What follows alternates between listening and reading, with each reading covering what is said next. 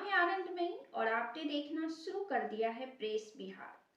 जब से प्रशांत किशोर बिहार की राजनीति में सक्रिय हुए हैं, तब से वे लगातार राजनीतिक पार्टियों पर हमलेवर रहे हैं और राजनीतिक पार्टियों द्वारा समय समय पर उन्हें भाजपा की बी टीम बताई गई है।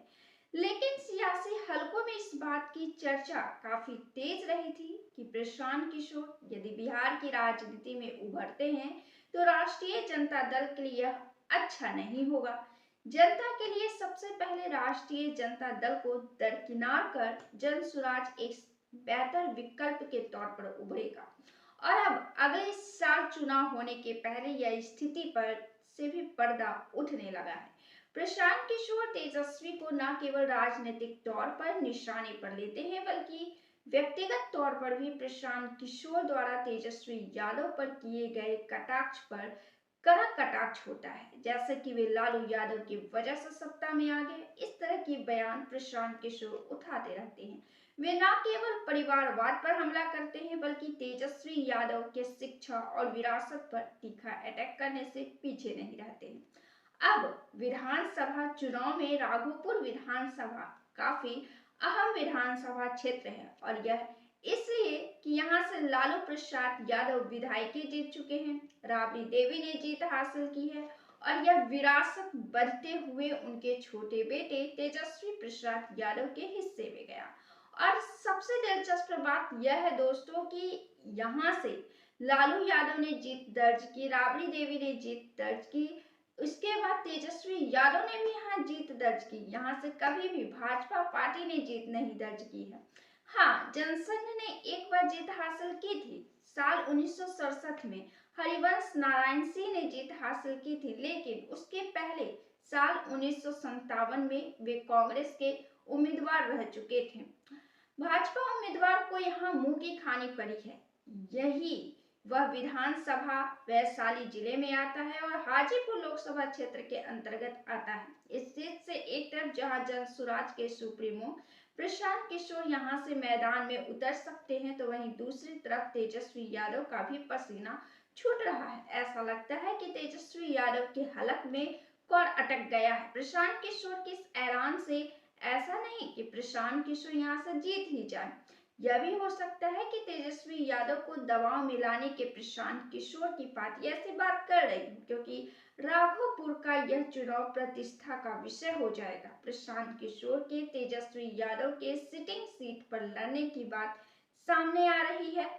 उपचुनाव में प्रशांत किशोर को 10% वोट हासिल हुए थे। जिस तरह प्रशांत किशोर के यात्रा से एक माहौल बन गया था कि पीके मैदान में आएंगे और अच्छों की छुट्टी कर देंगे, ऐसा धरातल पर देखने को नहीं मिला। हालांकि कुछ ऐसा आत्मविश्वास पीके का ही नजर आ रहा था जब वे लगातार यह बोल रहे थे कि वे बिहार के सभी विधानसभा सीटों पर उम्मीदवार उतारेंगे और जीतेंगे। हालांकि जीतेंगे वे इस मायने में कह रहे थे कि जब उनकी पार्टी मैदान में आएगी तब कोई पार्टी का अस्तित्व नहीं बचेगा, तो कोई पार्टी नहीं जीतेगी और केवल उनकी ही पार्टी जीतेगी। हालांकि और ये बातें वे गठबंधन से उठ रहे सवाल पर कई बार कहा है। हालांकि 10% वोट उन्हें मिले हैं, जो कि इस उपचुनाव में देखने को मिला है। 10% वोट भी काफी बड़े वोट बैंक होते हैं, जो वोट इधर से उधर बाजी पलटने के लिए पर्याप्त होते हैं। प्रशांत किशोर की पार्टी क्या रिजल्ट लाएगी यह तो भविष्य के गर्त में है, लेकिन प्रशांत किशोर खुद जिस सीट से चुनाव मैदान में उतर जाए तो इतना दम तो रखते ही हैं कि वे जीत जाए। प्रशांत किशोर स्वतंत्र तौर पर राजनीति में अब 1 साल पहले उतरे हैं, 2 साल पहले उतरे हैं, लेकिन इसके पहले उनकी पहचान एक रणनीतिकार के तौर पर तो रही है।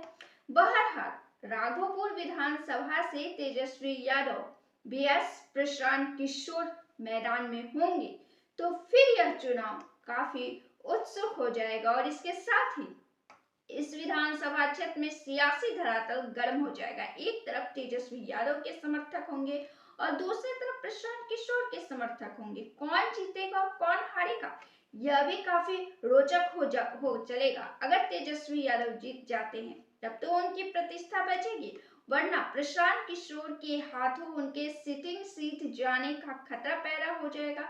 वहीं पीके हार जाते हैं तो यह भी काफी जबरदस्त रिजल्ट हो सकता है, क्योंकि खुद प्रशांत किशोर का हारना कई सारे सवालों को जन्म दे सकता है। इस सीट पर चुनाव लड़ना दोनों तरफ से अर्थात तेजस्वी और प्रशांत किशोर दोनों में से चाहे जो जीते चाहे जो हारे, लेकिन यह लड़ाई सियासत में एक नया इतिहास और भारी द्वंद्व को जन्म देगी। प्रशांत किशोर इस सीट से मैदान में उतरकर न केवल तेजस्वी की प्रतिष्ठा को दांव पर लगा रहे हैं, बल्कि इसके साथ प्रशांत किशोर की भी प्रतिष्ठा दांव पर होगी और जिसकी भी हार हो गजब का माहौल बनेगा, जो राजनीतिक के पन्नों में इस तरह दर्ज हो जाएगा, लेसन बन सकता है राजनेताओं के लिए। हालांकि अभी इस सीट पर फाइनल नहीं हुआ है कि पीके लड़ेंगे, लेकिन जन स्वराज की पार्टी के बैठक में प्रशांत किशोर को राघोपुर से मैदान में उतारे जाने की रणनीति पर विचार हो रहे हैं और यह भी कि इसके जरिए यह संदेश दिया जाए कि बिहार की जनता को तेजस्वी यादव और राष्ट्रीय जनता दल का विकल्प मिल गया है। उसका एक विकल्प तैयार हो गया है, जन स्वराज और प्रशांत किशोर। लेकिन इस संदेश को देने के उद्देश्य कहीं उल्टे न पड़ जाए, इसकी भी पूरी संभावनाएं हैं। वहीं बात करें अब तेजस्वी यादव की, तो वे भी घबराए हैं। तभी तो हमेशा सरकार पर हमले बोलने वाले तेजस्वी यादव अचानक से अपने विधानसभा सीट की याद करते हैं। उन्हें अपने विधानसभा सीट की यादें आती है और उन्होंने वहां के अधूरे काम की जवाबदेही जिम्मेवारी सरकार पर फोड़ी और इसके लिए सरकार को रिस्पॉन्सिबल बताया है। उन्होंने कहा कि अधूरे कार्यों को लेकर भाजपा सरकार जिम्मेवार है। तेजस्वी यादव ने कहा कि राघोपुर की डिग्री कॉलेज की फाइल को भाजपा वालों ने रोक रखी है। वहीं पीपा पुल भी बनने नहीं दे रहे हैं। पुल और रोड वाले भाजपा के उप मुख्यमंत्री विजय सिन्हा कहते हैं कि तेजस्वी के क्षेत्र में विकास नहीं होने देंगे। बिहार सरकार राघोपुर के लोगों के साथ सौतेला व्यवहार क्यों कर रही है? राघोपुर विधानसभा में मोहनपुर में हुए कार्यक्रम के दौरान तेजस्वी यादव ने महागठबंधन की सरकार बनने की हुंकार भरी, साथ ही यह भी बताया कि भाजपा सरकार में पुलों की क्या स्थिति थी और उनके हाल में क्या काम हुआ था। तेजस्वी यादव ने यहाँ की जनता से भावुक अपील की और कहा कि हमारी सरकार नहीं है तो बीरपुर के जमींदारी घाट पर पीपा पुल का निर्माण नहीं कराया जा रहा है। रुस्तमपुर गंगा नदी पर पहले एक पुल था, हमारी सरकार बनी तो दूसरे लेन पुल बनाया गया था, आज एक पुल बनाया गया है, उसकी स्थिति देख लीजिए। इसके साथ ही तेजस्वी यादव ने अपनी सरकार पर मतलब कि आने वाली सरकार पर वे 2025 में महागठबंधन की सरकार आएगी, इसका उन्होंने हुंकार भरा और उनके जीत के लिए कई वायदे भी किए। उन्होंने कहा कि महागठबंधन की सरकार आएगी तो वो जनता को ढेर सारी सुविधाएं देंगे, जिनकी उन्होंने खुद गिनती भी करवाई है। वही प्रशांत किशोर ने पिछले साल जब तेजस्वी यादव सत्ता में थे तो कहा था कि तेजस्वी के राघोपुर में 30 सालों से एक गांव में सड़क ही नहीं बनी है, जबकि वे खुद ही पथ निर्माण मंत्री हैं और उनके अपने क्षेत्र की यह दुर्दशा है। तो दोस्तों, राघोपुर विधानसभा क्षेत्र पर हमने तेजस्वी VS प्रशांत किशोर के बीच मुकाबले पर स्थिति स्पष्ट की है। आपको क्या लगता है? आपके हिसाब से क्या राघोपुर में प्रशांत किशोर मैदान में उतरकर बिहार की जनता को एक विकल्प देंगे या एक रणनीतिकार होकर एक राजनीतिक भूल करेंगे? अपना जवाब कमेंट बॉक्स में जरूर दें। वीडियो को लाइक करें, शेयर करें और चैनल को सब्सक्राइब जरूर से कर लें। फिर हम मिलते हैं ऐसा ही पॉलिटिकल खबरों के साथ अगले वीडियो में। तब तक के लिए बहुत बहुत धन्यवाद।